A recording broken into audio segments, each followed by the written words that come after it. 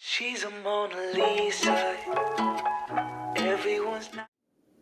Hi everyone and welcome back to my channel, and if this is your first time here, then hi, I'm Lauren, and on my channel we mostly discuss anything luxury, but we also talk about lifestyle and beauty. So if you are interested in any of these topics, please consider subscribing to my channel and we'll get started with the video. So in today's video, I'm presenting you the bags that I've sold and why. I actually started collecting designer bags and in general designer items in 2014. So I've sold quite a few bags since then. If that sounds interesting to you, then please keep on watching. So the first bag that I'm presenting you in this video was actually my first designer bag, and it's the LV Neverfull, which I got in monogram. So like I said, it was my first designer bag and I used it as a school bag in late undergrad and also grad school. So it was my everyday bag for 3 years, and the reason why I sold it, it's not because I didn't like it or I felt like I made a bad decision, but it's because it got really old quickly because I used it for 3 years of constant everyday use. And so what ended up happening is that the patina on the handles started showing more and more, to a point where, to be honest, you could tell that it was kind of an old bag, and I didn't really like that feeling so much. So in retrospect, I could have gotten something like a damier ébène, would have probably been better, but I did really like my first designer bag, and overall I kept it for 3 years, so not such a bad investment. I was actually able to resell it for a decent price. So yeah, this is why I ended up selling my first designer bag, the LV Neverfull. So the second bag that I'm presenting you in this video is a Prada bag, and it's called Prada Vitello Dino bag. And I actually got it at the outlets, and to be honest, it was a big mistake. What ended up happening was that, I didn't really think about it. I didn't think about the purchase because it was a really good price. And so, yeah, I liked it on the spot, but what I didn't think about was that it was a soft leather bag and it was kind of slouchy, meaning the bag really lacked structure. So when it was sitting on itself, it would become slouchy after a couple of uses. So for me, that was kind of really unappealing, to be honest. It was probably my first mistake in terms of designer bags. So this was actually my second designer bag, and yeah, I didn't think about it that much. I think that at the time I also didn't really know what I was into that much, so I thought that it would be a good choice for me because it was a black bag, because it was a good price. I got it at the outlets. It was a different brand than LV. But I think that overall I should have known that I like structured bags, and I like not so much a soft leather. I like something a little bit less supple and a little bit more structured in terms of first, yeah, the bag and then the leather. So for me, this bag didn't work at all. So yeah, I sold it and then used the money to buy something else. Alright, so next up we have the Gucci Soho shoulder bag. So this was also my everyday bag for 3 years. I'm starting to think that there's a pattern with me. I kind of use bags a lot for everyday use for a couple of years, usually I would say anywhere between 2 or 3 or 4, and then resell them. So I think that overall this bag was an actual good choice for me.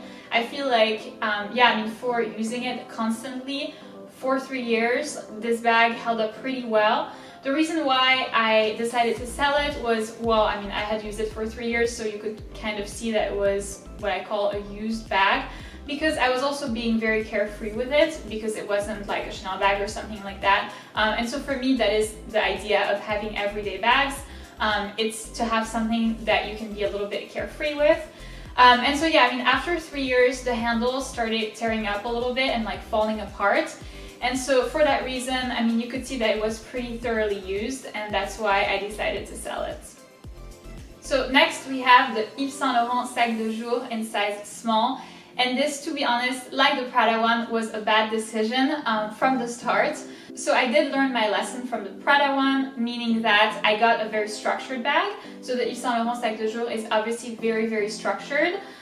So I learned my lesson in terms of that, but the problem came from the fact that because it was very structured, it was a very heavy bag to begin with, meaning even when the bag was empty, it was really heavy to carry. And so I feel like for me that did present a problem because it was a big bag, so obviously you fill it up with a ton of stuff. But if it's already very heavy when it's empty, it just becomes not very functional. There was also a shoulder strap that the bag came with, but because it was such a big bag, the shoulder strap wasn't functional. It looked very, very weird. And I'm 5'11", so even on me it looked weird, so on a shorter girl it must look even more atrocious. So yeah, I feel like for this reason this bag didn't work very well for me. I think that it was overall a bad decision to purchase this bag. I would say that I'm not a big bag type of girl. I mean, I am 5'11", so obviously I don't wear that many mini bags, but this bag is just very, very big, and to be honest, I kind of realized that that's not what I'm into. I actually do still have the Yves Saint Laurent Sac de Jour in size Nano, which I very, very like dearly. So it's right here, as you can see, it's like the little pink bag. So I use that a lot, but yeah, the small one, or the small one, because it was not small at all, the small one in black, I feel like it was just a big mistake, and so I ended up selling it. And finally, for the number 5, we have the Chanel Walk, which was actually my first ever Chanel bag. So for me, it was a little bit difficult to let go of it because of that reason. But at the end of the day, it made no sense to have that sitting in my closet because it was still worth a lot of money. And so for that reason, I decided to let go of it. So what ended up happening was that it was way too small for me, meaning that first of all, it didn't fit much, and I think that kind of applies to everybody. But then for me, I felt like it really didn't fit my frame at all. So I'm 5'11", or 180 centimeters. I'm super, super tall. I mean, I am very skinny, but I'm still super, super tall. So I feel like this bag would kind of look like my kids. It was a little weird, or like my little sister's bag. And then something weird as well is that the chain, the length of the chain was perfect for me. Like for my height, I felt like that was great. So I can't imagine that on like a shorter girl. But then for me, the frame of the bag, like the thinness, first of all, and then the overall size just look a little weird. So it is funny because I feel like for tall people like me, it's not appropriate because of the actual size of the bag itself. But then for shorter girls, I feel like the length of the chain might be a problem. So yeah, for that reason, I felt like it wasn't for me, and I decided to sell it, even though it was my first ever Chanel bag. Yeah, I just decided that it was not worth keeping in my closet, and so I decided to let go of it. So that's it for this video, guys. I actually ended up selling 5 of my designer bags for now, meaning that of course I will keep selling more in the future. I kind of try to keep a healthy balance between buying new bags and then letting go of old ones that I no longer use, you know, that are sitting in my closet that I know I will not wear again. So yeah, I try to keep that healthy balance. By the way, if you did like this video, please don't forget to give it a big thumbs up, subscribe, and I'll see you in my next one.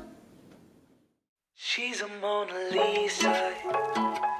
Everyone's lining up to see her. She's a Mona Lisa.